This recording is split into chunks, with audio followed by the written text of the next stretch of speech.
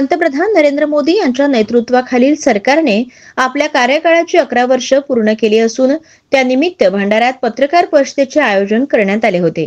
भाजप सरकारची केंद्रातील ही 11 वर्षे सेवा सुशासन आणि गरीब कल्याणासाठी समर्पित असून विकसित आणि स्वावलंबी भारताचा पाया दृढ निश्चयाने मजबूत करणारे हे दशक भारताच्या उज्ज्वल भविष्याचे प्रतीक आहे, असे वक्तव्य यावेळी आमदार डॉक्टर परिणय फुके यांनी केले। तर यावेळी या पत्रकार परिषदेला भाजप जिल्हाध्यक्ष आशु गोंडाने, बाळा अंजणकर यांच्यासह जिल्हाभरातील प्रमुख भाजपा पदाधिकारी व कार्यकर्ते उपस्थित होते। 2014 पासून या देशामध्ये भारतीय जनता पार्टी एनडीएची सरकार आहे। माननीय आपल्या देशाचे लोकप्रिय पंतप्रधान नरेंद्रजी मोदी यांच्या नेतृत्वात सरकार या देशामध्ये काम करत आहे आणि मागील 11 वर्षात जे विकास कामं झाले त्या संदर्भात आपल्या सर्वांना मागील 11 वर्षाच्या विकास कामासंदर्भातली माहिती या पत्रकार परिषदेच्या माध्यमातून देण्यात आलेली आहे।